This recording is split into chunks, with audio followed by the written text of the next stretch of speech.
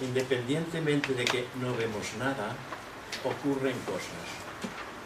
Como por ejemplo, cuando hay un interés ferviente en la enseñanza, se crea lo que se llama una especie de aura colectiva por encima de nuestras cabezas. Todo lo que viene del mundo de Buddhi, porque es materia búdica, esencia de materia búdica, que flota por encima de las cabezas de los componentes que están presentes en la reunión. Cuando el que está presente se siente atraído por los temas que se están tocando y su atención es plena, surge de su propia cabeza un hilillo conectado con el átomo permanente, que ese hilillo se conecta con esta especie de nube que está por encima de nuestras cabezas. Se conecta. Y entonces el individuo está percibiendo el contenido de lo que se está diciendo a un nivel más profundo. Hasta incluso te dicen que antes de que el orador esté hablando, ya tiene las palabras en su mente. Con lo cual es importante tener la atención plena en el trabajo, porque no es un aspecto fenoménico, sino que es un aspecto espiritual que surge de lo más recóndito de nuestro corazón y se conecta con esta realidad. No es visible porque los mundos internos no tienen forma, pero el aspecto fenoménico, digámosle así, porque no existe otra palabra, ocurre y se realiza. Y para que esto pues tenga un inicio, vamos a hacer una invocación antes de la reunión, con el fin de establecer, si es posible, esa aura colectiva búdica que nos permita entrar en contacto con su propia esencia, y entonces veréis, o ya me lo diréis, o habláis entre vosotras, si esta conexión os parece que ha tenido lugar en cada uno de vosotros. Vamos a hacer la invocación.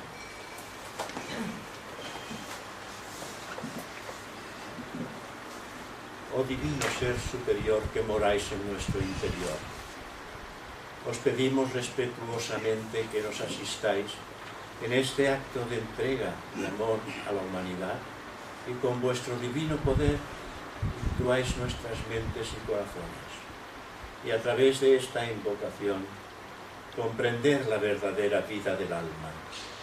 Nos entregamos con espíritu lleno de devoción y respeto para recibir a nivel interior vuestra espiritual y divina gracia.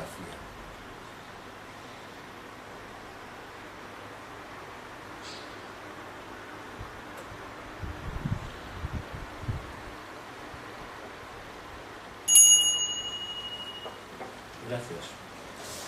Bien, en el tema de hoy se van a tocar aspectos que están estrechamente relacionados con la personalidad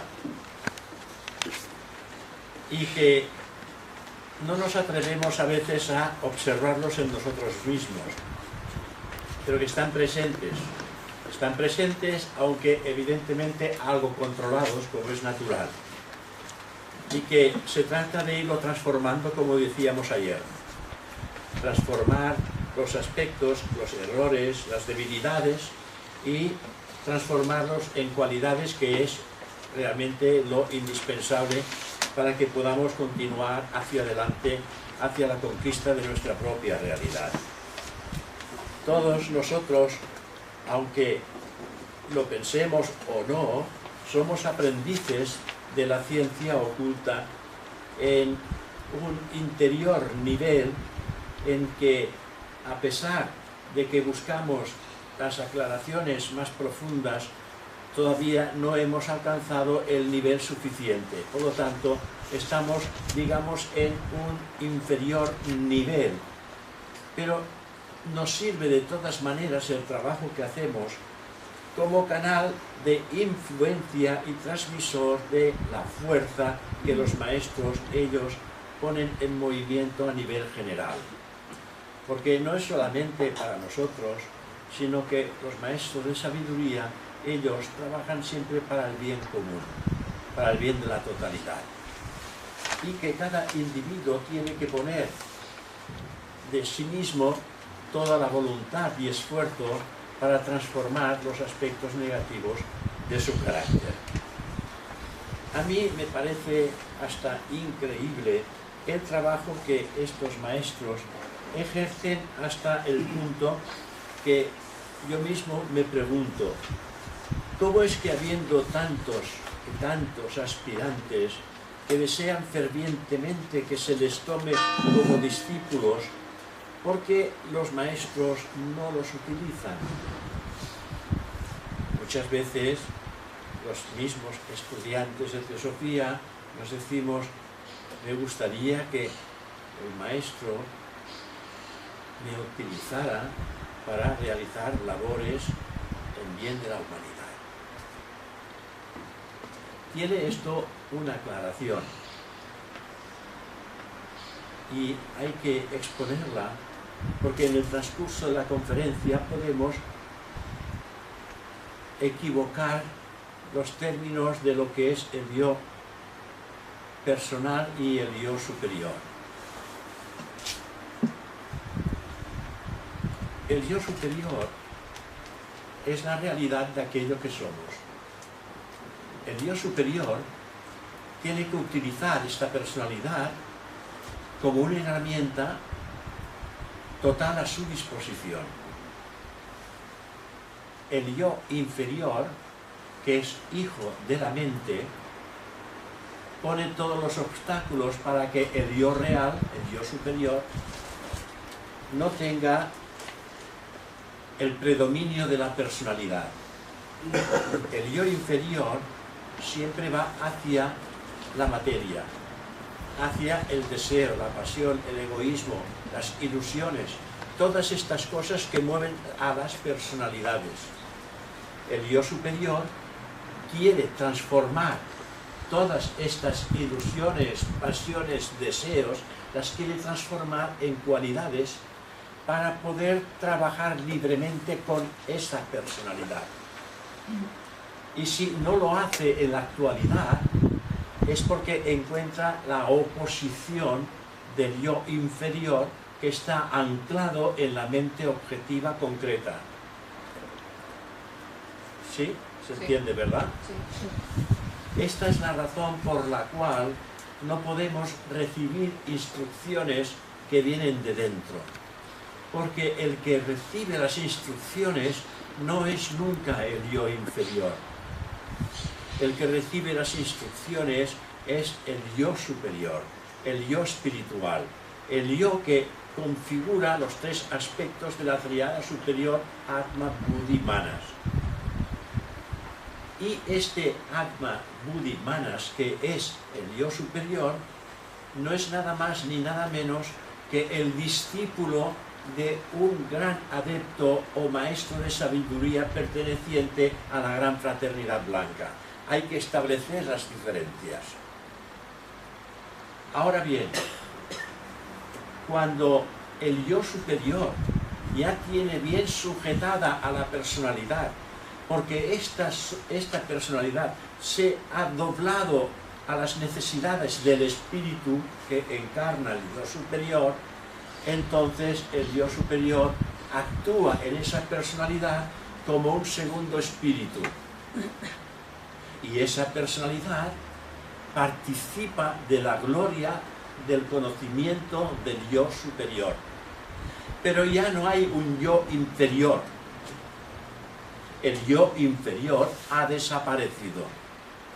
No tiene entrada en ese individuo que se ha identificado plenamente con la esencia del espíritu que llamamos yo superior, para diferenciarlo del inferior.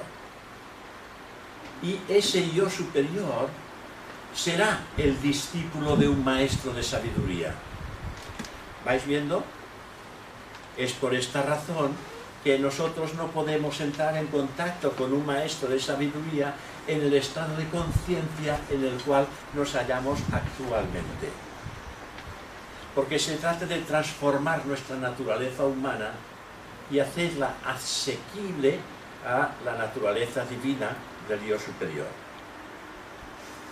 Supongo que deben de haber muchas razones por las cuales ellos no lo hacen, el entrar en contacto directo con nuestras personalidades.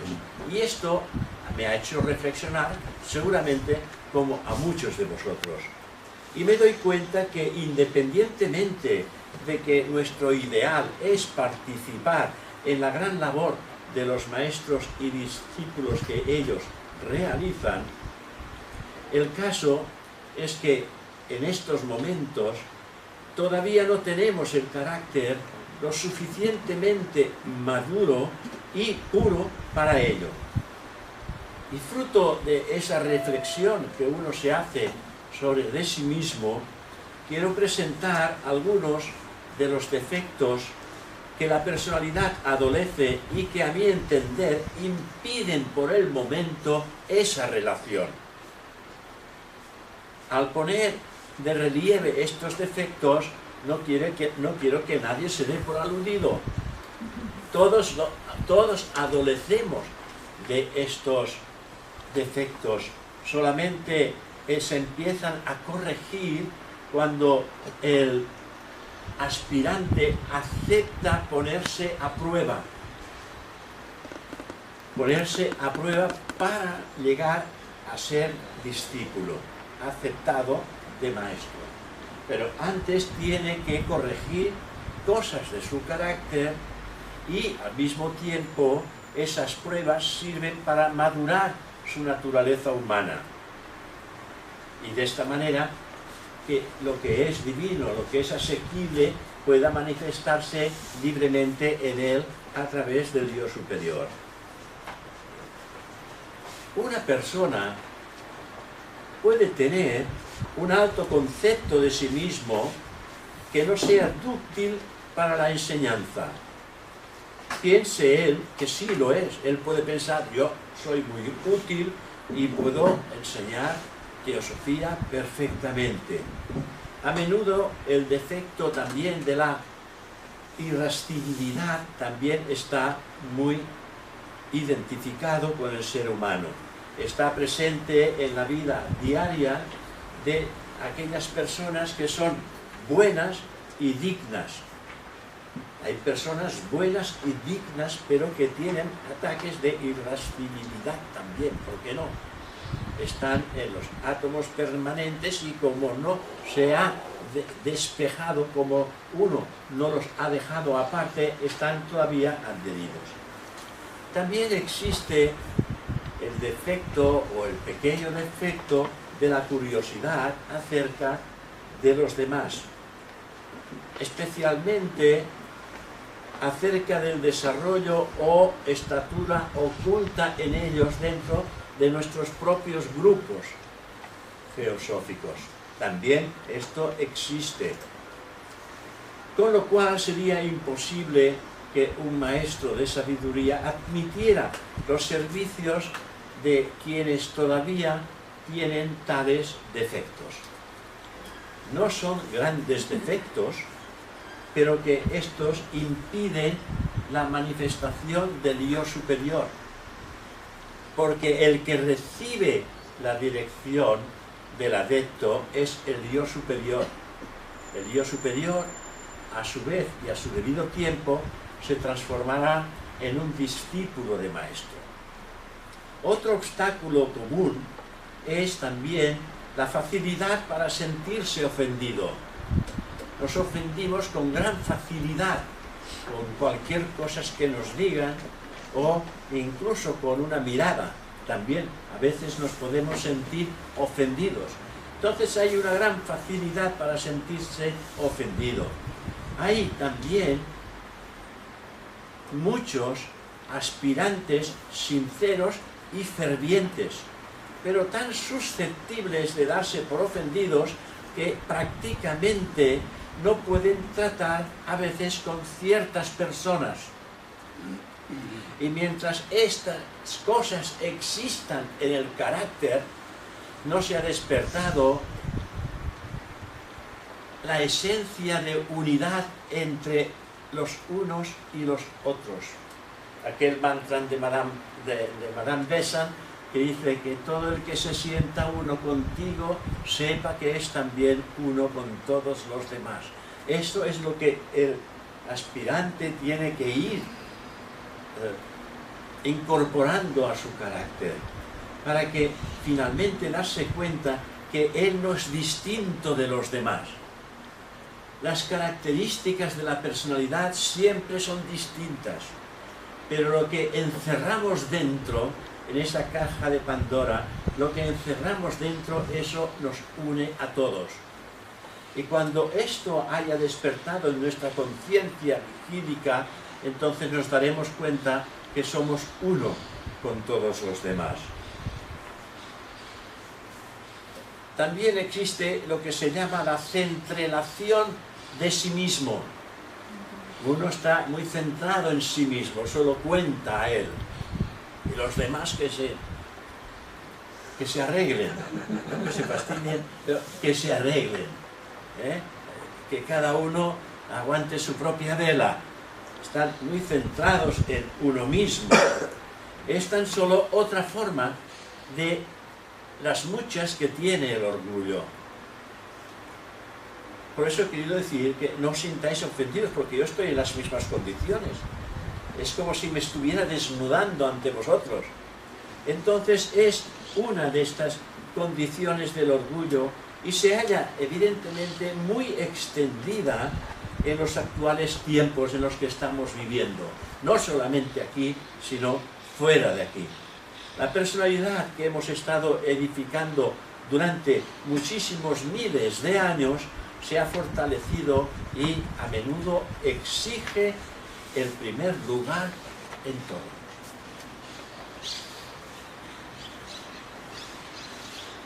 Muy difícil y ardua es nuestra tarea. Es la de reversar la actitud y obligarse a admitir el hábito de considerar las cosas desde el punto de vista de los demás, no solamente del nuestro, sino desde el punto de vista de los demás. Si uno desea llegar hasta el maestro, en este caso, el maestro interior, que es el Dios superior, por eso que se establece la diferencia entre un maestro de sabiduría y el maestro interno. Antes de alcanzar el maestro de sabiduría, hemos de alcanzar el maestro interno. Este maestro interno que está en nosotros tiene la experiencia de miles de existencias. Por lo tanto, infinidad de experiencia mayor que la que poseemos en esta encarnación. Se requiere energía y algo de grandeza para este cambio, para ponerse uno en la actitud que el maestro mismo, el maestro interno mismo, adopta al respecto del trabajo que debe de ir realizando a través de la transformación de esa personalidad y del sí mismo. En el sendero no pueden haber cosas a medias.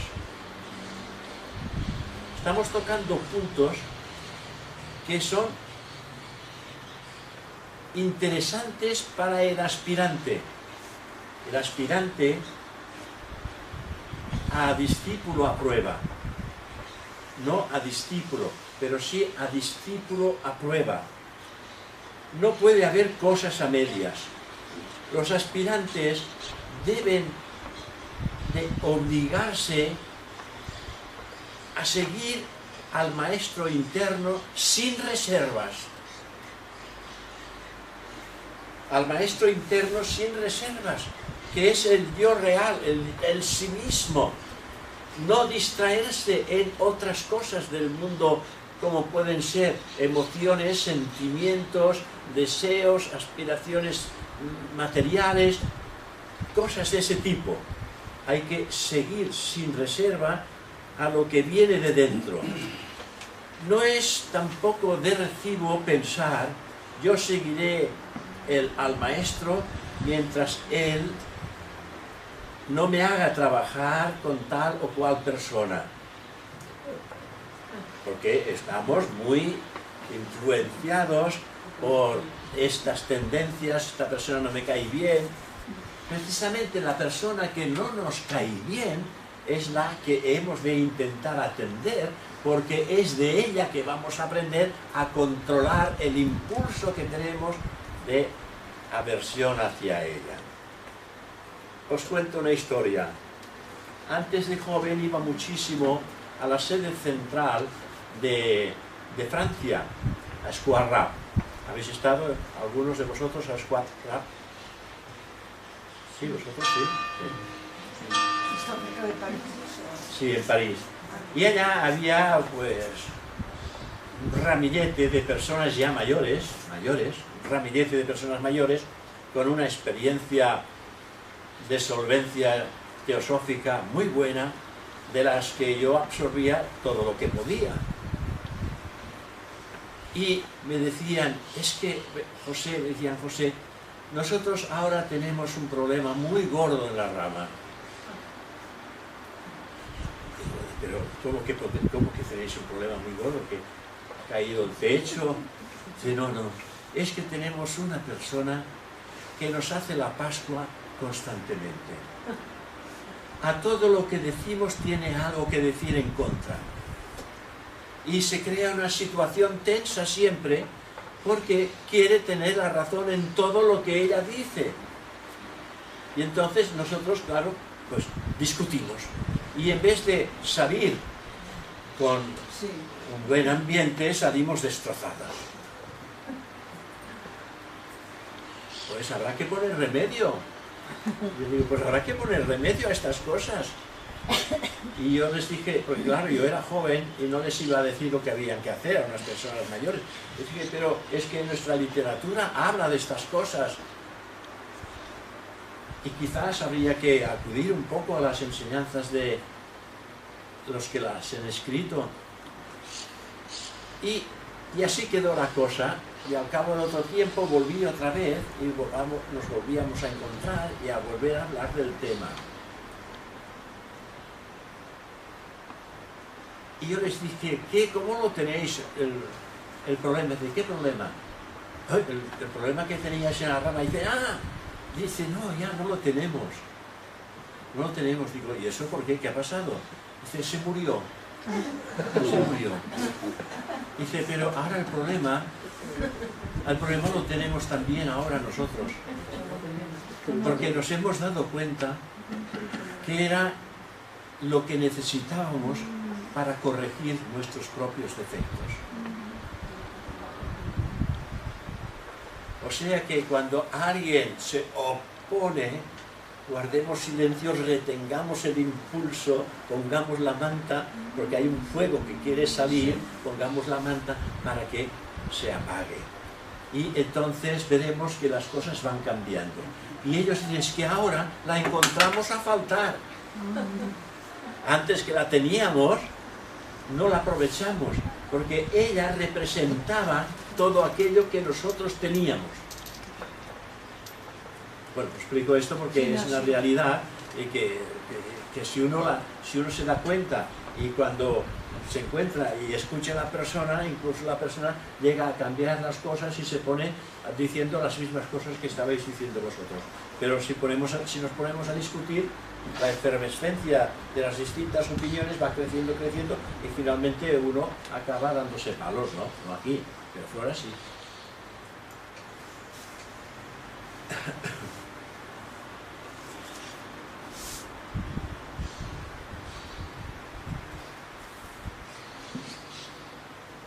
No hay que poner condiciones, pero sí que todo su ser debería estar a disposición del maestro interno y estar preparados para renunciar a todo. Hay que estar preparados para renunciar a todos e ir a cualquier parte, no como una prueba, sino porque el amor al trabajo es la cosa suprema en sus vidas. El amor al trabajo es algo realmente fantástico porque cambia nuestras vidas. Debe que ser lo superior, lo supremo en nuestras vidas. A veces los mismos miembros decimos, es que tengo tantas cosas que hacer que no sé si tendré tiempo de ir a la rama.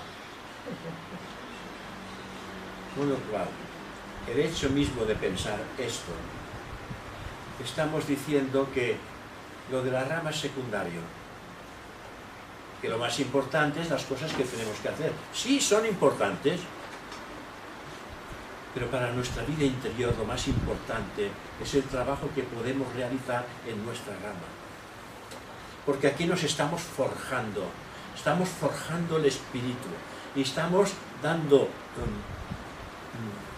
largas a los aspectos del apego. Estamos dando largas a los aspectos de apego y estamos forjando el espíritu sin darnos cuenta. Cuando salimos de aquí, salimos fuertes y con voluntad de hacer cualquier cosa en la transformación del carácter. Esto debe ser lo más importante. Cuando tenía 30 años, eso yo lo entendí, porque yo conozco estas enseñanzas desde los 13 años, pero esto lo comprendí a los 30. A los 30 años comprendí que lo más importante en mi vida era la enseñanza teosófica. Y entonces programé todo mi trabajo laboral para tener mis tardes libres. Y tenía mis hijas que tenían que ir a los colegios, al liceo francés, aquí y allá. Pero yo tuve que formarme un proyecto de trabajo con el fin de tener las tardes libres para estar en la sociedad.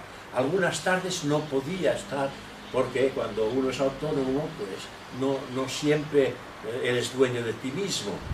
Pero a las 6 salía corriendo de donde fuera y venía aquí sacando la lengua porque tenía una conferencia que tenía que darla. Pero es que al mismo tiempo la daba en estos casals, Sí. ¿cómo los llaman en castellano?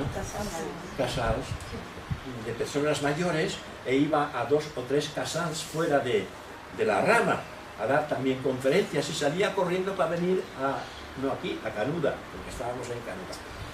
Hace más el que quiere que el que puede.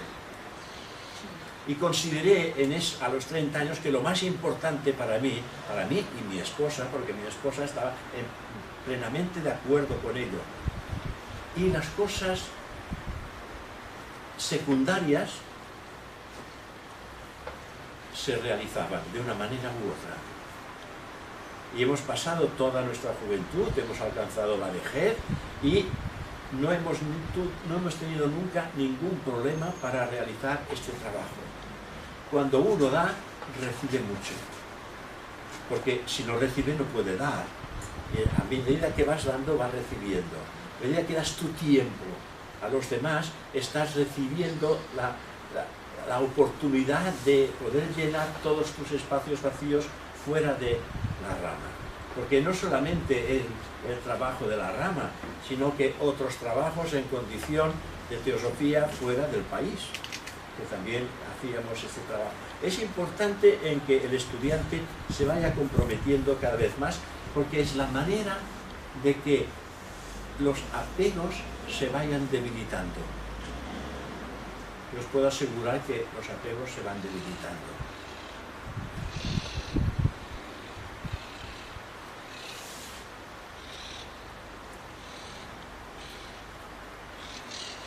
Aquel, dicen los maestros, aquel que desee trabajar con nosotros y para nosotros, deberá abandonar su propio mundo para venir al nuestro.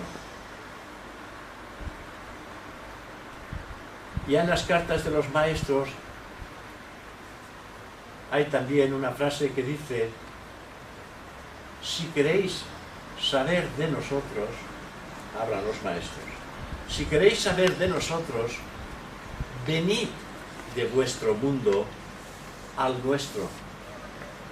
Pero claro, para venir del mundo nuestro al mundo de los maestros, hemos de transformar nuestra naturaleza humana en divina. Y este es el trabajo, la purificación mental, emocional y física, y intentando sentirnos cada vez más atraídos a la esencia teosófica, a la vida interior, porque esto nos dará la fuerza de ir renunciando a los placeres mundanos que la vida física, la vida material, nos ofrece en cada esquina. Si queremos atraer la atención del maestro, en ese caso, el maestro interior, deberíamos trabajar en las mismas líneas que él lo hace. Estar en empatía con él, con el divino ser superior, el maestro interno, y nuestros pensamientos llegarán a asemejarse más a los suyos. La transformación interna, esto nos acercará más y más a él, al maestro interno. Su atención, pues él, con toda seguridad, se halla observando el mundo con el fin de encontrar aquellos que serán de utilidad para él hacer su labor en el mundo. Ayer decíamos que los maestros siempre están observando a la humanidad y siempre hay una vela que se enciende más que las otras y que llama la atención. Pues bien, nosotros a medida que vayamos corrigiendo los pequeños defectos que puedan existir en nuestro carácter, porque los defectos están en el carácter, no están en ninguna parte de la personalidad más que en el carácter. Hemos forjado el carácter y ahí están. Y en momentos determinados el carácter se dispara. Hay que frenar el carácter, hay que estar siempre en serenidad y en paz con uno mismo, no dejarse llevar por las circunstancias y ser maestro de uno mismo. Si queremos atraer... No, esto lo hemos dicho. En el Bhagavad Gita, Krishna le dice a Arjuna, por cualquier camino que el hombre se acerque a mí, yo lo recibo, pues todos los caminos son míos. Aquí, el Bhagavad Gita, Krishna abre nuevas puertas, además de la teosófica, está abriendo nuevas puertas por cualquier camino que el aspirante se acerque a mí, yo me encuentro con él. También los místicos del Islam lo expresan diciendo: los senderos de Dios son tantos como los alientos de los hijos de los hombres. Por cualquier camino, el individuo en el que él se encuentre, haciendo las cosas correctamente, se desprende de los apegos y estimula las cualidades que ennoblecen al espíritu. O sea que no es solamente una trayectoria teosófica, como podéis ver, la trayectoria teosófica está muy fundida con Vedanta Advaita, con las enseñanzas del Bhagavad Gita, con el hinduismo, o sea, con una serie de enseñanzas de las cuales se ha podido extraer de la enseñanza hermética misma toda una enseñanza a la cual llamamos teosofía, sabiduría divina. La teosofía se llama también sabiduría Brahmavidya. La traducción de Brahmavidya es sabiduría divina. La teosofía, entonces, es sabiduría divina. Estos variados métodos de los que estamos hablando los podemos clarificar en tres grupos. El Jnana Yoga, que es unión por el conocimiento, que es una práctica que también se establece en la teosofía. La técnica del conocimiento, la unión por el conocimiento. El Bhakti Yoga, que es la unión por la devoción. Y el Karma Yoga es unión por la acción.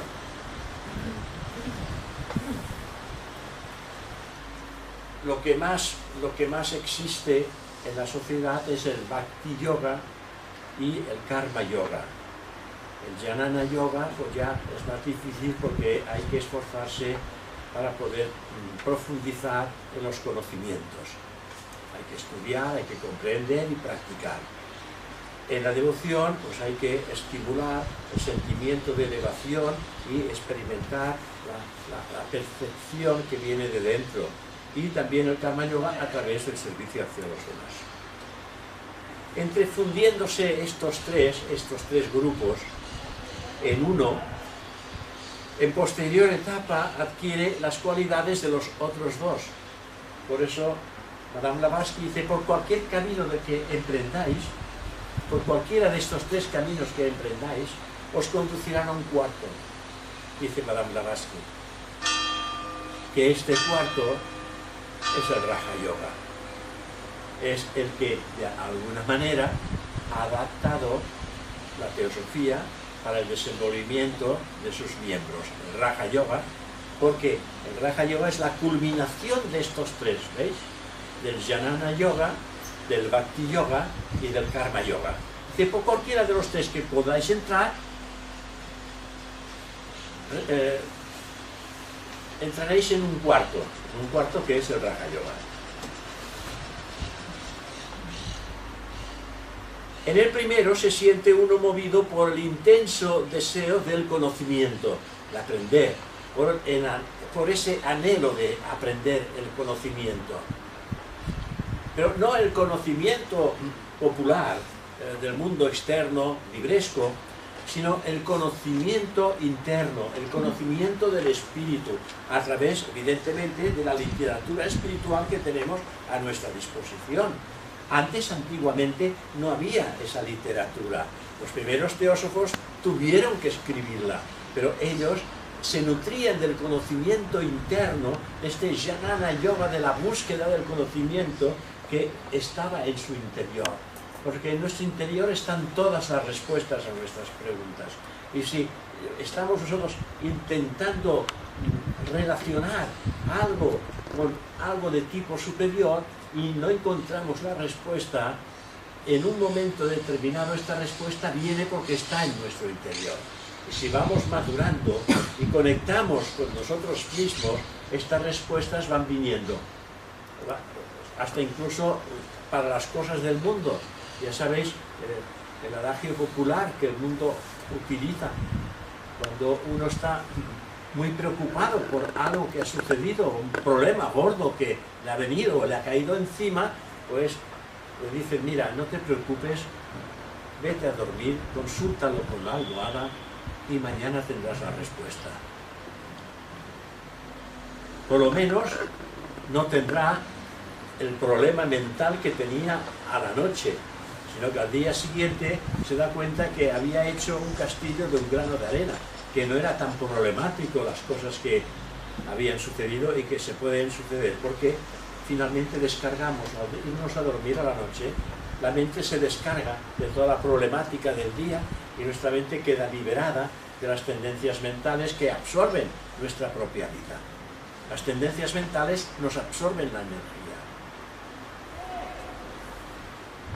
En el segundo camino, el hombre se aproxima a la búsqueda por el intenso amor por alguna persona o por lealtad y devoción hacia un líder que personifique un ideal. Hay una cierta devoción hacia un líder que representa un ideal, en ese caso un ideal teosófico. Hemos leído pues Krishnamurti, un líder, un ideal teosófico, Shirahadasa, Blavatsky y otros. Ellos representan ese liderazgo teosófico y que ellos nos lo han transmitido a través de la literatura. El tercer gran tipo se despierta el aspecto voluntad por la realización del terrible sufrimiento de tantos alrededor de sí. La voluntad espiritual a través del servicio que podemos realizar físicamente. Porque ya sabéis que Atman, que es voluntad, está estrechamente relacionado con nuestro cuerpo físico, a través del cual prestamos servicio a los demás. Entonces, aquellas personas que establecen el servicio como ideal en su vida, pues están despertando precisamente el aspecto de Atman, que es voluntad espiritual. Y este es el punto más importante: despertar Atman en el hombre. Porque Atman es el primer principio del espíritu puro en el hombre, que es la mónada. Y su primera manifestación es Atman como principio de manifestación de la propia mónada o espíritu. Y es importante el servicio que se puede establecer hacia los demás. Y eso está muy difundido en Occidente. Cuando los seres llegan a un punto en que sienten que deben de saber o perecer, ¿veis aquí un poco? Saber o perecer, porque en ellos les va la vida. Me viene a la memoria otro ejemplo nuestro desde aquí, de nuestra rama. Teníamos un miembro en la rama, Antonio Valdés, sí, no me acuerdo el apellido, Antonio Valdés, un chico excelente, magnífico en su trabajo, que hizo los cursos de teosofía durante varios años. Estudió teosofía y empezó después a inclinarse por Vedanta Advaita a través de Ramana Maharshi, porque mi esposa, ella, estaba muy enamorada de las enseñanzas de Ramana Maharshi, y entonces ella siempre sobre Ramana Maharshi hablaba de Sankaracharya, porque Ramana Maharshi daba las enseñanzas de Sankara o Sankaracharya. Y entonces él se enamoró de las enseñanzas de Ramana Maharshi, y para él fue lo más importante y lo más elevado, hasta tal punto que se fue retirando de la sociedad, no de la sociedad, del grupo teosófico, y en algunas ocasiones pues lo llamaba por teléfono y tal. Y en una escuela de verano, que él vino en la escuela de verano, siempre lo veíamos muy apartado, solo, no establecía contacto con los demás. Y entonces fui a hablar yo con él y le dije: vamos a ver, todos los que hay aquí piensan como tú. Sí, no, sí, ya lo sé, no es problema de los demás, es un problema mío. Digo, pero ¿cómo es? ¿Qué es lo que te ocurre? Dice: mira, José, no me hables, no me lo digas, no me lo preguntes. Y yo insistí: sí, hombre, te lo pregunto porque quiero saber qué es lo que te ocurre. Dice: mira, a mí me va la vida. O triunfo o muero. ¿Veis por dónde va, no? O sea, en este punto, esto me recuerda lo que me dijo, dice, un punto en que sienten que deben saber o perecer. O triunfo sobre la materia, o triunfo sobre mi personalidad, o muero. No lo resisto. Y estaba en estas circunstancias porque él se daba cuenta que tenía ciertas dificultades por ciertos defectos muy arraigados en el propio carácter. ¿Veis? Y explicar esto nos ayuda a que también nosotros podamos comprender que llega un momento en que hemos de darlo todo. Y cuando damos ese do de pecho hacia la vida interior, no podéis imaginar las respuestas que surgen. ¿Qué pasó con él? Él tiene sus grupos, tiene grupos en los que está trabajando dentro de Vedanta Advaita, que es lo que él siente. Pero todo relacionado con teosofía, porque teosofía, bueno, él se transformó en un crack de conocimiento teosófico también, ¿eh? Porque hizo varios cursos y lo Pero tenía este todo señor muy bien. vive todavía. Sí. Y tanto, y tanto. Hombre, Sí, sí, sí. y tanto que sí. ¿Qué cólera? Es un chico del que se puede tomar ejemplo de cosas que él ha realizado. Me ha gustado. Y después estuvo viniendo otra vez con nosotros, volvió y dio bastantes, bueno, cursos de trabajo de Vedanta Vaita sobre el conocimiento del sí mismo. Y había un grupo de personas que acudían y claro, él siempre la relación era con el yo íntimo. Nada de lo demás ya no interesaba, la relación con el yo interno. Esto es lo más importante. Estuvo pues todo un curso haciendo conferencias sobre este particular. Y han habido otros. Entonces nosotros también hemos de intentar darlo todo, porque cuando se siente este ideal perfecto, o hay que darlo todo o perder toda ilusión por vivir la vida externa. Entonces algo adviene en su vida que lo estimula a una consciente búsqueda de su maestro interno. Porque es por él que hemos de pasar, porque somos el maestro interno.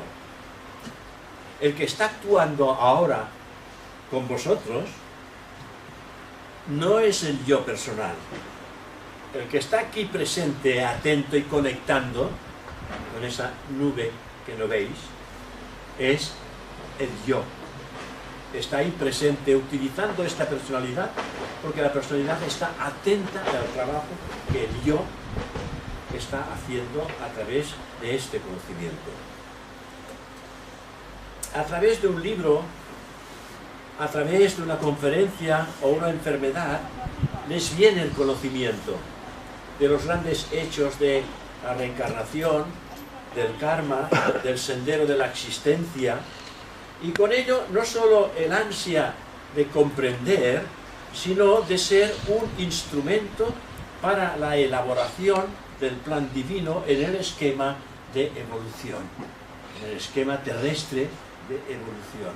O sea que a medida que el individuo se va identificando, va penetrando, va obteniendo enseñanza directa del sí mismo, porque el sí mismo es el maestro interno, el maestro primero con el que nos vamos a tropezar antes de entrar en el sendero del discipulado.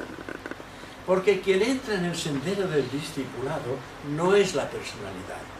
Quien entra en el sendero del discipulado es el yo superior, que es el discípulo. ¿Veis un poco? Y la personalidad, cuando el yo superior está en el sendero, la personalidad también se favorece enormemente porque recibe las influencias de los mundos internos y percibe las realidades ocultas en el yo.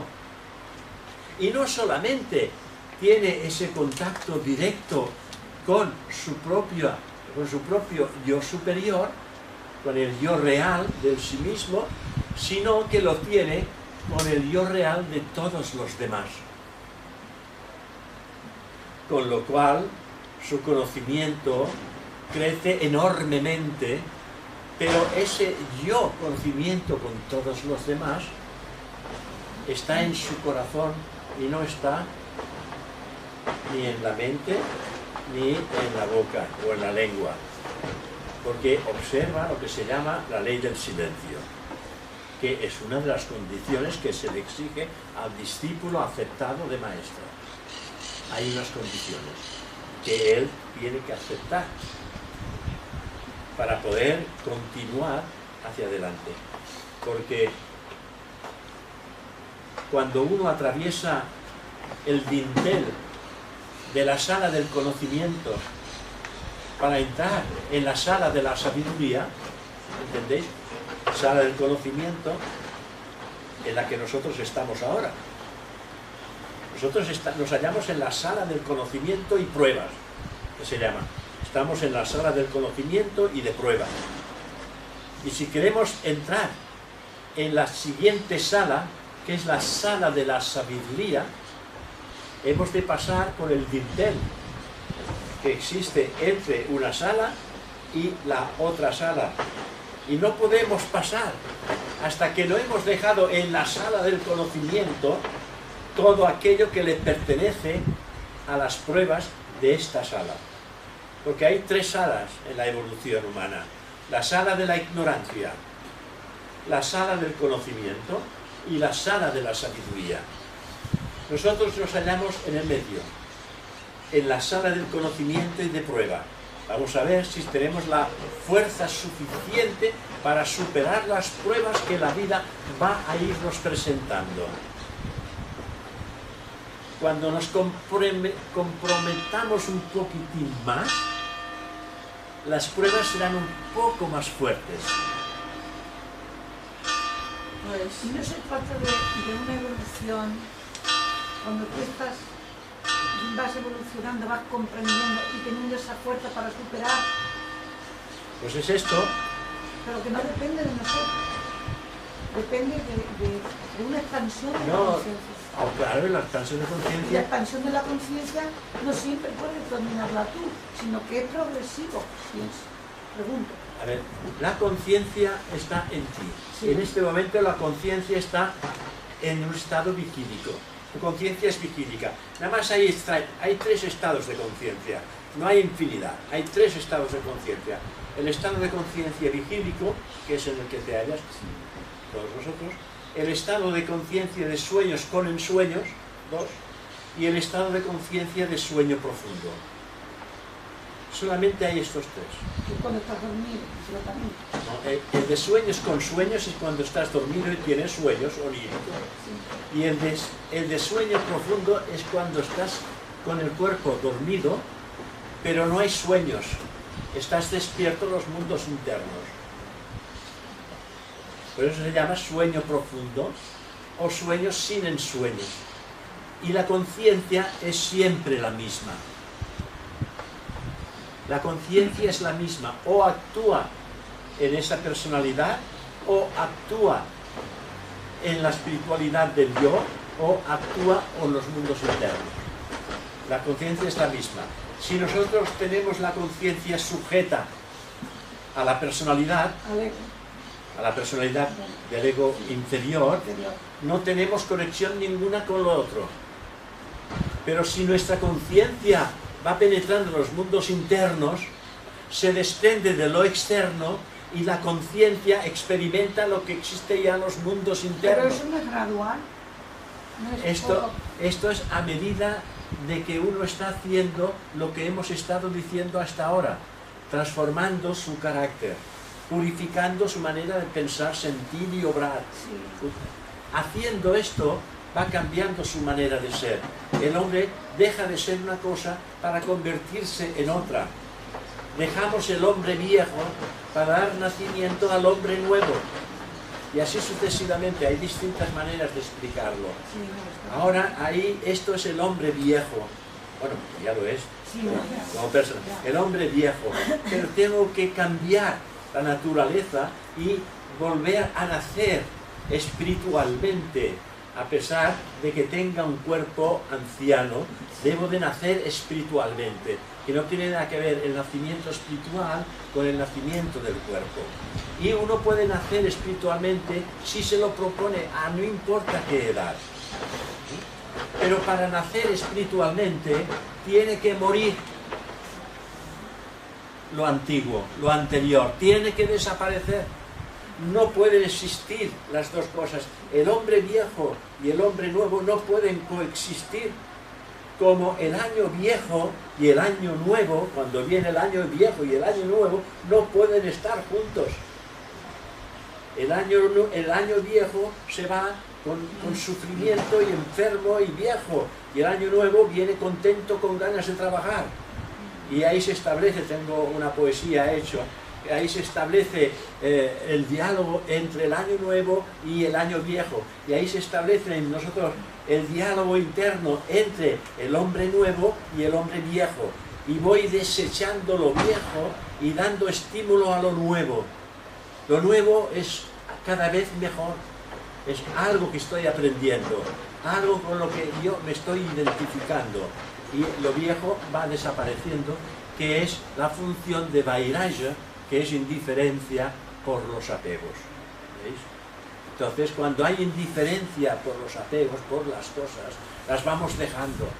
Y cuando uno hay la visión de Viveka, Viveka que es discernimiento, va entrando en una modalidad de vida siempre nueva, una atención nueva, estar atento en todo momento en aquello que hacemos.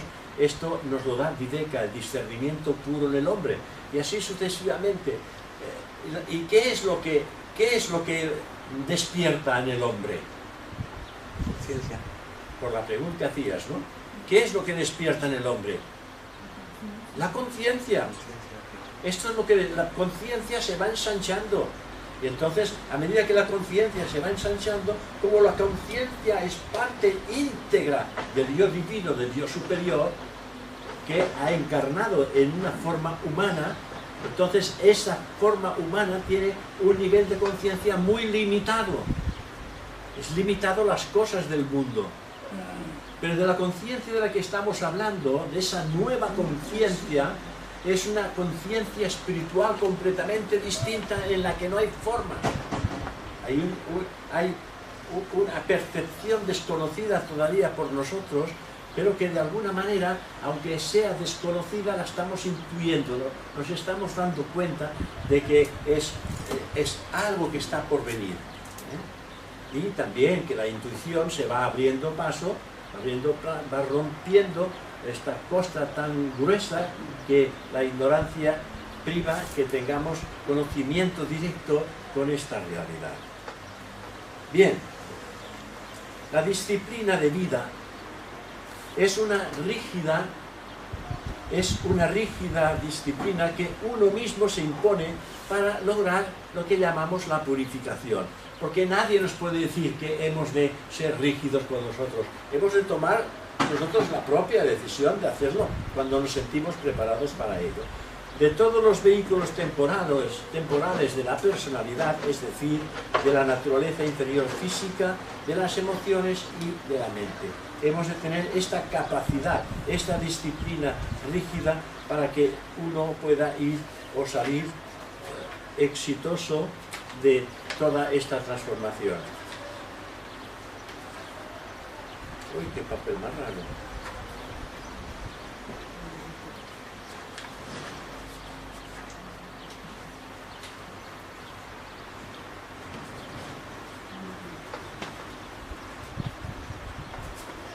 El estudiante le es necesario un cuerpo fuerte y resistente, y a la vez sensitivo y responsivo a las vibraciones de los mundos sutiles de materia y vida, purificar el cuerpo astral y adquirir el dominio de sí, entrenando su naturaleza inferior hasta que llegue a estar absolutamente sujeta a su voluntad. Es difícil, ¿no? Pero no es imposible. Es un trabajo que todos podemos hacer, porque todos tenemos Atma. No hay nadie que carezca de Atma. Atma es voluntad espiritual. Y deseo es voluntad espiritual destronada. O sea que hace lo contrario. El deseo hace lo contrario de la voluntad espiritual. Y por eso se le llama al deseo voluntad espiritual destronada.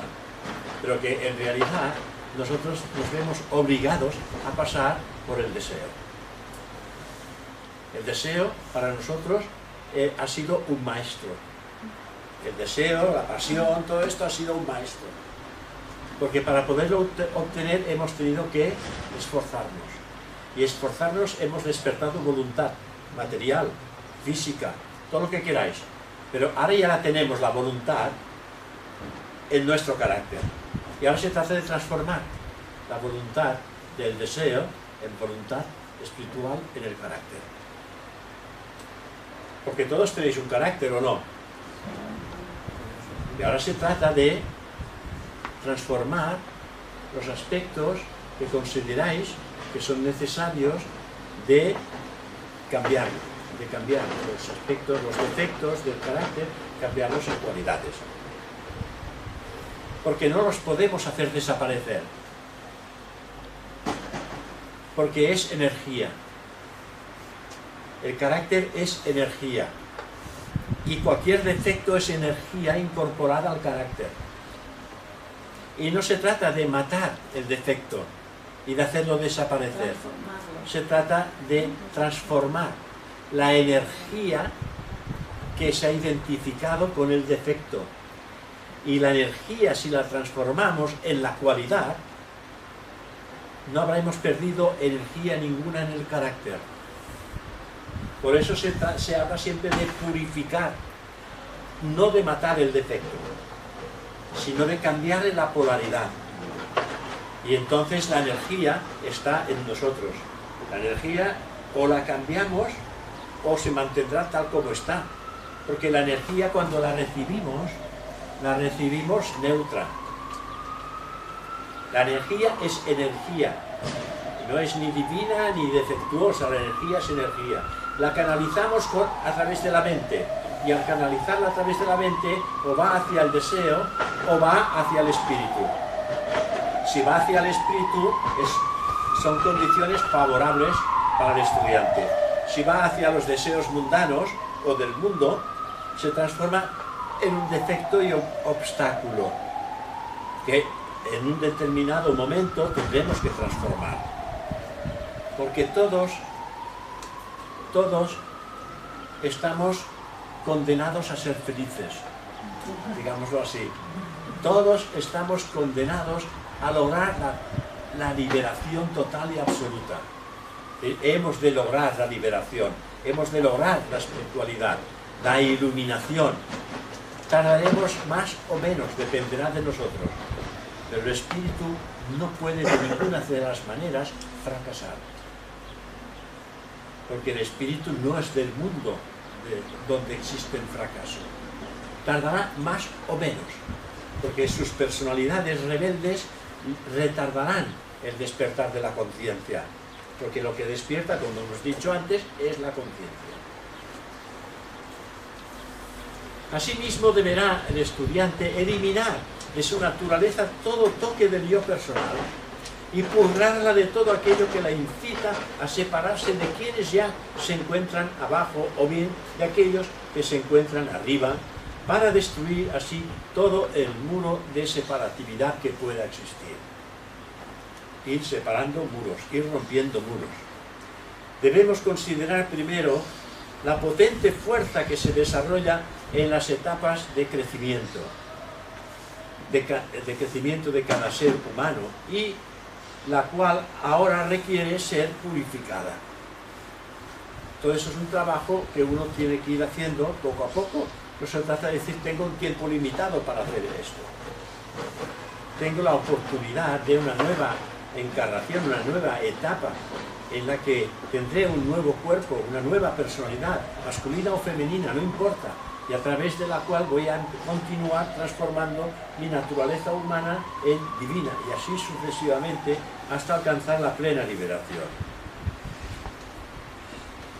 Por ejemplo, la fuerza de la cólera o de la ira, que también hace parte de los defectos de la personalidad, la podemos observar en el hombre no desarrollado, bajo la forma brutal de la pasión, arrollando todo lo que se opone a la satisfacción de su voluntad. Para reducir la pasión de la cólera, deberá liberarse primero del elemento personal por el perdón de las injurias, devolviendo amor por odio, sobrepasando el mal por el bien, haciendo lo contrario de aquello que él siente. Es la única manera de transformar los aspectos negativos. Sin sentirlo. Porque te hacen una cosa mal y tienes que devolver el bien. Pero a veces no lo sientes. Bueno, pero es que las cosas no vienen solas. El esfuerzo está en dominar lo que estás sintiendo.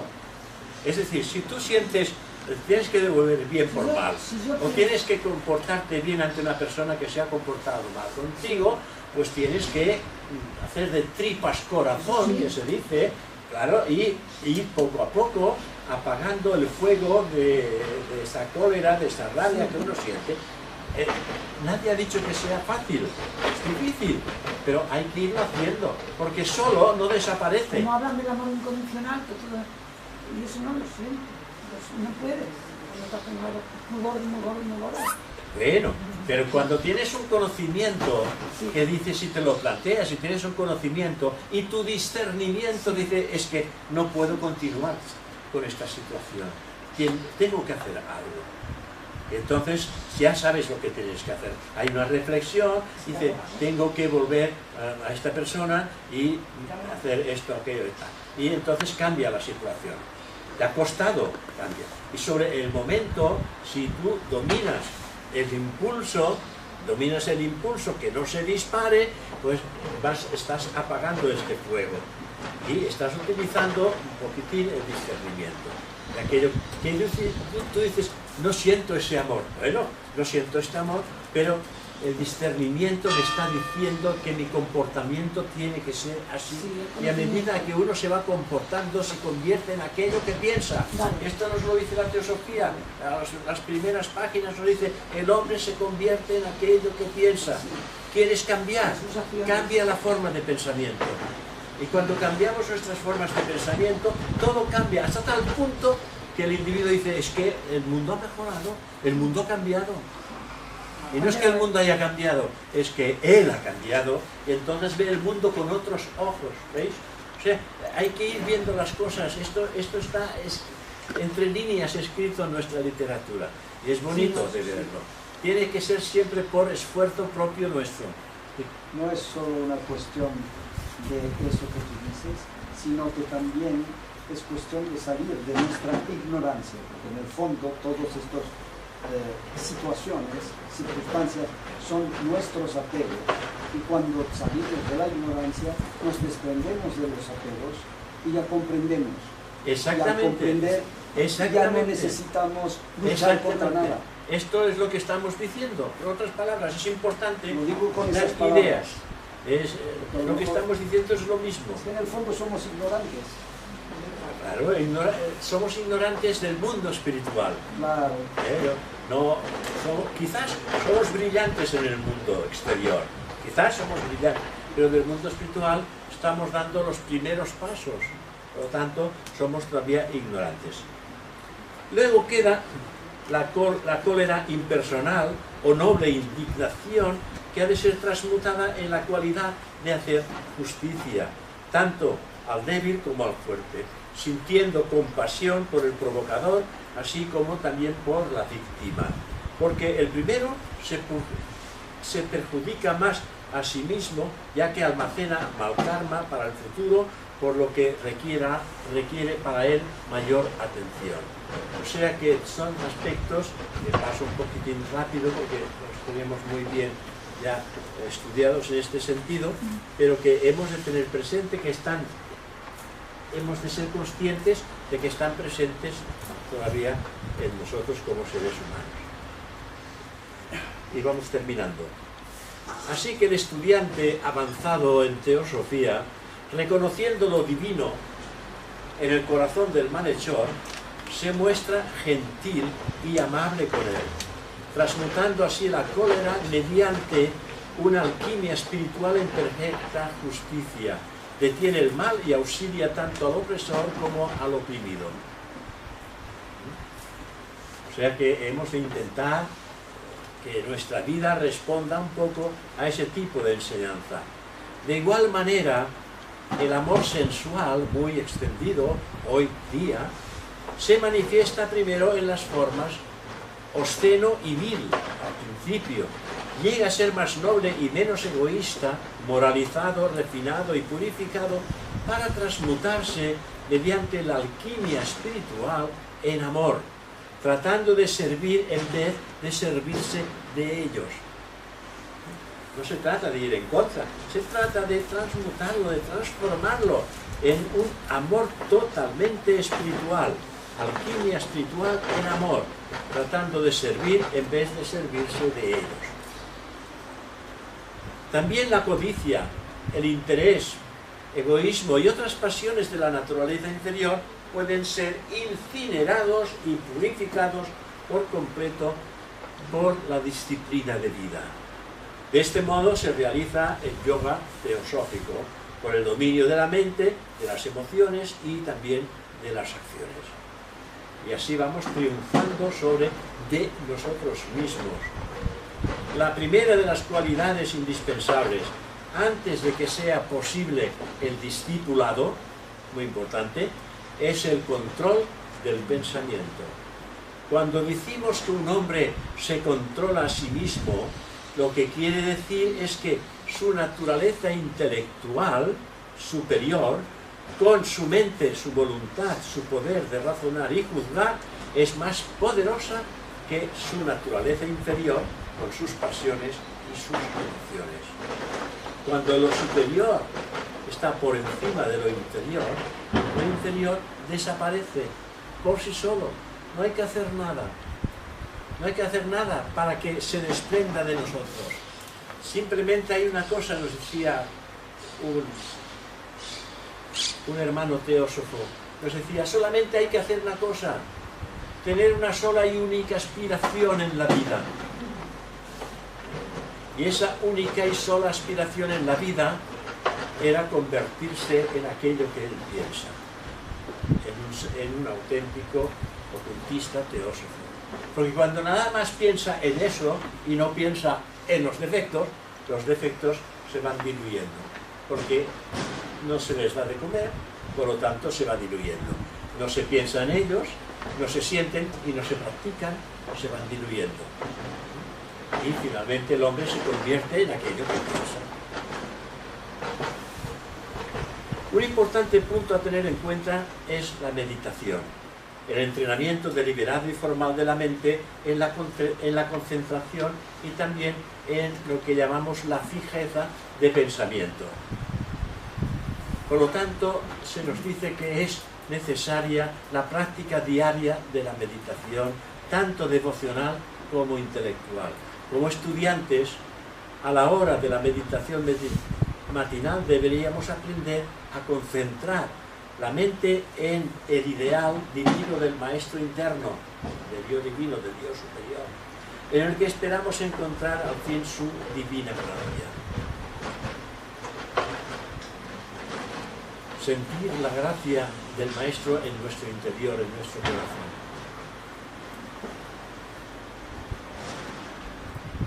Como hizo Munisadú, él sintió la gracia del Maestro en el corazón.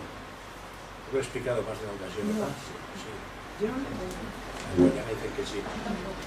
Tampoco, bueno, A todo el mundo no. yo necesito que alguien me diga yo quiero. Entonces, Munisadú era un teósofo holandés que en sus conferencias teosóficas 1.500 a 2.000 personas acudían. Un hombre muy bien formado. Y en un momento determinado se leyó un libro de Paul Brunton, que escribió Paul Brunton, y es un libro que se llama La India Secreta. Y en el último capítulo de La India Secreta, Paul Brunton, él pone el contacto que él obtiene con lo que él dice es mi maestro Ramana Maharshi. Ramana Maharshi, del siglo pasado, fue el maestro del siglo pasado, junto también con... Bueno, no lo recuerdo. Y cuando leyó este libro se sintió tocado por dentro y dice, me voy a la India, a la Assam de Ramana Maharshi, pero voy a ir muy bien preparado psicológicamente. No quiero dejarme atrapar psicológicamente, sino que quiero ir parapetado y ver las cosas fríamente y a ver qué es lo que transmite este señor. Y sí, fue a la India, lo presentaron a Ramana Maharshi. Ramana Maharshi, su enseñanza era el silencio, saluda y tal. Entonces lo llevan a una celda y allá va a pasar unos días. hacia la tarde pues había la meditación en el ashram, se reunían y la gente entraba en comunicación con el maestro a través de la meditación. Y el Moni Sadhu pues iba observando. Y al cabo de 3 días que él observaba a uno y al otro, que no entendía, como ellos los veían con aquella cara beatífica, identificados con lo que se estaba haciendo, él sin darse cuenta, mirando, sin darse cuenta se deja llevar hacia adentro, y cuando se deja llevar hacia adentro, el maestro le habla en el corazón. La gracia de Dios, del maestro, le habla en el corazón. Y él escribe en su libro Días de Gran Paz esta percepción directa con su maestro. Y cada vez que la leáis, lloraréis. Porque experimentaréis realmente esta presencia, ese estado de ánimo en el que vivía Moni Sadhu. Moni Sadhu era un seudónimo, no era su nombre, era un seudónimo. Explico este ejemplo porque me ha venido en la cabeza, ¿no? Pero quiero decir que si uno lo hace, a ver, en un momento determinado yo me decía a mí mismo, vamos a ver, para llegar a la perfección, para yo poder llegar a la perfección, tengo que apoyarme en algo que me hable de la perfección. Y como no soy perfecto, ¿con qué me voy a apoyar? Pues a través de mi discernir de lo que es la perfección, voy a crear una imagen mental de un hombre perfecto, hasta donde llegue mi visión de la perfección. Y entonces creaba mi imagen de perfección, de lo que es el hombre perfecto, hasta donde yo podía lograr. Y así sucesivamente iba con esta imagen del hombre perfecto en mi interior y iba funcionando. Pero descubrí una cosa, y es que esta imagen tenía limitaciones, porque mi visión de la perfección estaba limitada por mi propia mente concreta. Y a medida que mi visión de la perfección se ampliaba, pues la imagen tenía que desaparecer y tenía que ir creando cada vez más una imagen nueva, hasta que finalmente decidí prescindir de las imágenes y intentar abrazar la perfección por la perfección misma, hasta donde mi visión podía alcanzar, mi percepción podía alcanzar, sin crear la imagen persona perfecta. Porque decía la enseñanza, el hombre se convierte en aquello que piensa. Pues si yo estoy constantemente pensando y obrando, porque no se trata solamente de pensar, se trata de pensar, sentir y obrar según esta perfección, según entendemos esta perfección. Y entonces todo esto va adaptándose a nuestro propio carácter. Terminamos. Falta 2 minutos.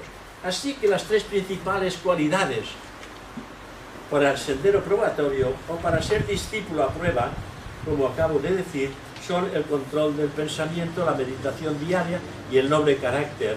Pero hay una cualidad que debemos hallar antes que ninguna, que es la férvida sinceridad, la formación de quien ha reconocido su objeto y va derechamente hacia él. O directamente hacia él.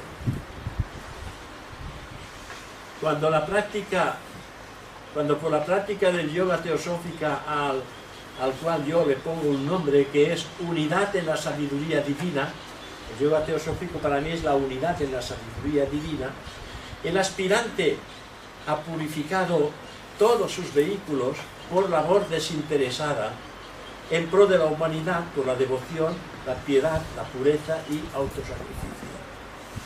También por el control de su pensamiento, por la meditación y la nobleza de su carácter.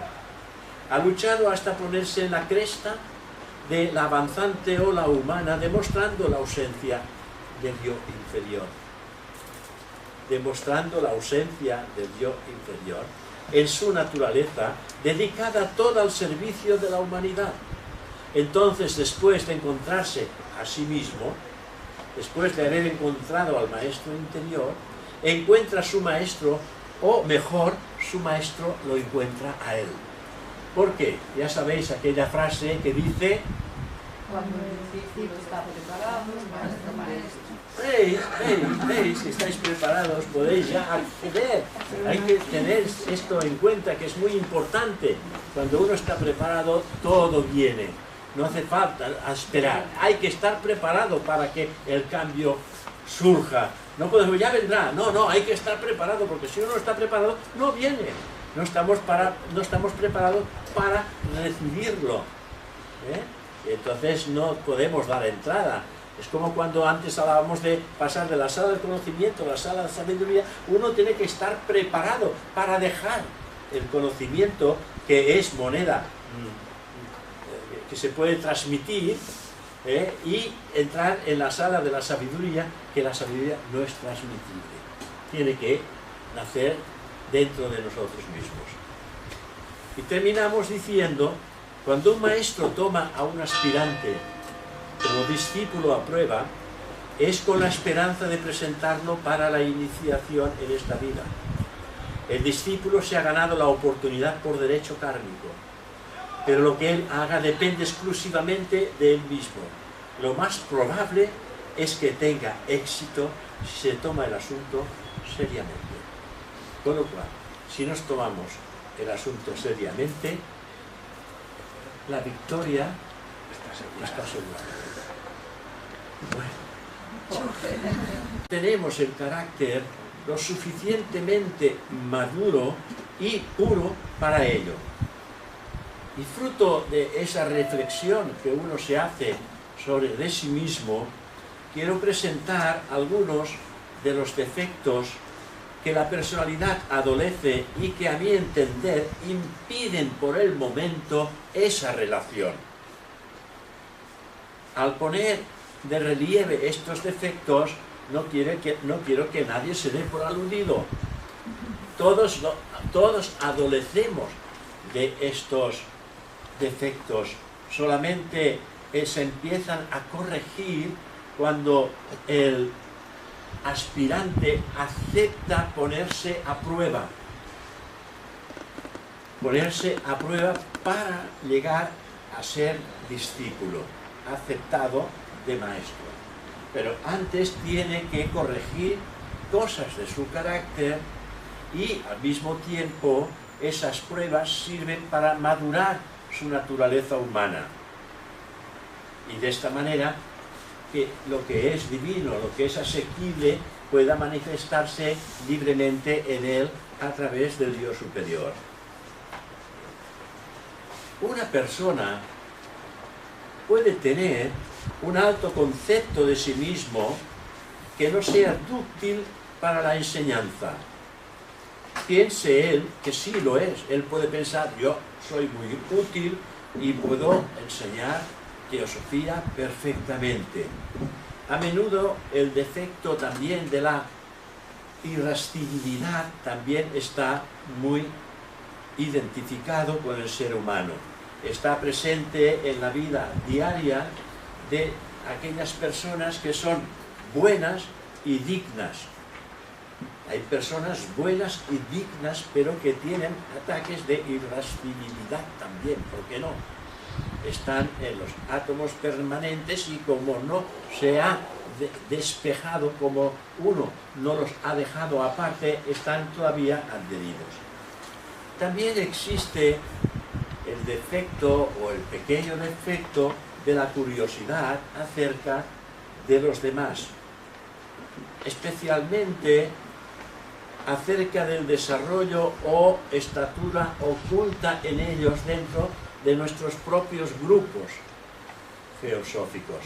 También esto existe. ¿Os parece que ha tenido lugar en cada uno de nosotros? Vamos a hacer la invocación.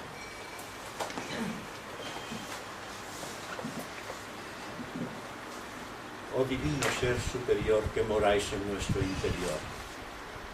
Os pedimos respetuosamente que nos asistáis en este acto de entrega y amor a la humanidad y con vuestro divino poder intuáis nuestras mentes y corazones y a través de esta invocación comprender la verdadera vida del alma.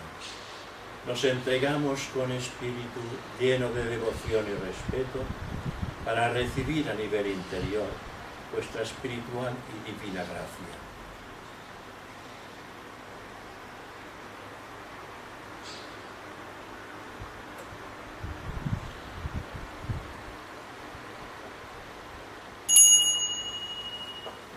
Gracias. Bien, en el tema de hoy se van a tocar aspectos que están estrechamente relacionados con la personalidad y que no nos atrevemos a veces a observarlos en nosotros mismos, pero que están presentes. Están presentes, aunque evidentemente algo controlados, como es natural. Y que se trata de irlo transformando, como decíamos ayer. Transformar los aspectos, los errores, las debilidades y transformarlos en cualidades, que es realmente lo indispensable para que podamos continuar hacia adelante, hacia la conquista de nuestra propia realidad. Todos nosotros, aunque lo pensemos o no, somos aprendices de la ciencia oculta en un interior nivel en que, a pesar de que buscamos las aclaraciones más profundas, todavía no hemos alcanzado el nivel suficiente. Por lo tanto, estamos, digamos, en un inferior nivel. Pero nos sirve de todas maneras el trabajo que hacemos como canal de influencia y transmisor de la fuerza que los maestros, ellos, ponen en movimiento a nivel general. Porque no es solamente para nosotros, sino que los maestros de sabiduría, ellos trabajan siempre para el bien común, para el bien de la totalidad. Y que cada individuo tiene que poner de sí mismo toda la voluntad y esfuerzo para transformar los aspectos negativos de su carácter. A mí me parece hasta increíble el trabajo que estos maestros ejercen, hasta el punto que yo mismo me pregunto, ¿cómo es que habiendo tantos y tantos aspirantes que desean fervientemente que se les tome como discípulos, por qué los maestros no los utilizan? Muchas veces los mismos estudiantes de teosofía nos decimos, me gustaría que el maestro me utilizara para realizar labores en bien de la humanidad. Tiene esto una aclaración y hay que exponerla, porque en el transcurso de la conferencia podemos equivocar los términos de lo que es el yo personal y el yo superior. El yo superior es la realidad de aquello que somos. El yo superior tiene que utilizar esta personalidad como una herramienta total a su disposición. El yo inferior, que es hijo de la mente, pone todos los obstáculos para que el yo real, el yo superior, no tenga el predominio de la personalidad. El yo inferior siempre va hacia la materia, hacia el deseo, la pasión, el egoísmo, las ilusiones, todas estas cosas que mueven a las personalidades. El yo superior quiere transformar todas estas ilusiones, pasiones, deseos, las quiere transformar en cualidades para poder trabajar libremente con esa personalidad. Y si no lo hace en la actualidad, es porque encuentra la oposición del yo inferior que está anclado en la mente objetiva concreta. ¿Sí? ¿Se entiende, verdad? Sí. Esta es la razón por la cual no podemos recibir instrucciones que vienen de dentro. Porque el que recibe las instrucciones no es nunca el yo inferior. El que recibe las instrucciones es el yo superior, el yo espiritual, el yo que configura los tres aspectos de la tríada superior Atma, Buddhi, Manas. Y este Atma, Buddhi, Manas, que es el yo superior, no es nada más ni nada menos que el discípulo de un gran adepto o maestro de sabiduría perteneciente a la gran fraternidad blanca. Hay que establecer las diferencias. Ahora bien, cuando el yo superior ya tiene bien sujetada a la personalidad, porque esta personalidad se ha doblado a las necesidades del espíritu que encarna el yo superior, entonces el yo superior actúa en esa personalidad como un segundo espíritu. Y esa personalidad participa de la gloria del conocimiento del yo superior. Pero ya no hay un yo inferior.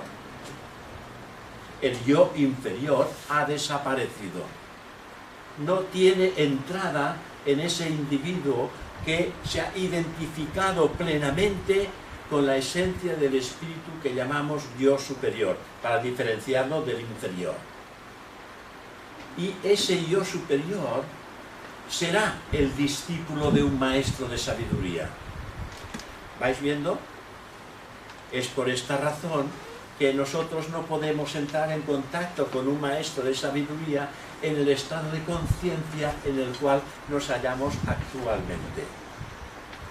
Porque se trata de transformar nuestra naturaleza humana y hacerla asequible a la naturaleza divina del yo superior. Supongo que deben de haber muchas razones por las cuales ellos no lo hacen, el entrar en contacto directo con nuestras personalidades. Y esto me ha hecho reflexionar, seguramente como a muchos de vosotros. Y me doy cuenta que independientemente de que nuestro ideal es participar en la gran labor de los maestros y discípulos que ellos realizan, el caso es que en estos momentos todavía no